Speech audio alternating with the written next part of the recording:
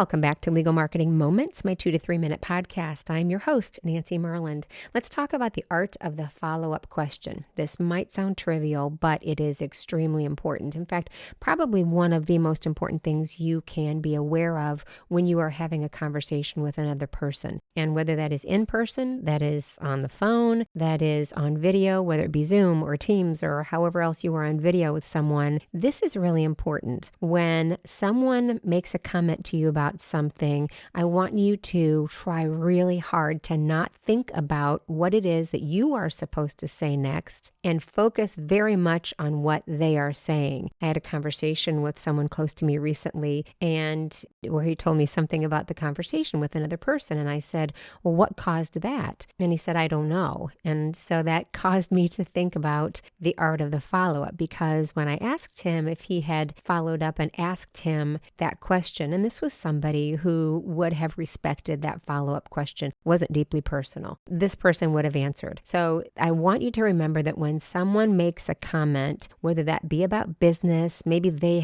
are sharing something with you that is personal, which is a clue, that's a trigger that means they consider you close enough to share personal things with. So take that as that is. That means they've brought you into their personal world. But very often it is about business. And what I want you to do is to then think, well, okay, what is the follow-up question I should ask? And sometimes it's as simple as, wow, what does that mean? Or why did they say that? Or any number of questions. Somebody says, having a tough year. Don't just let that sit. They've trusted you. You might follow up with saying, I'm sorry to hear that. What does that mean? And then that doesn't have to be it. Listen very closely to what they're saying and then decide whether a follow-up question is appropriate. It is a conversation. So I want you to be very, very aware of it, because when you are as aware as possible of what is going on in the minds of those who are important to you, then you stand the chance of building a more trusted relationship with that person. And isn't that what this is all about?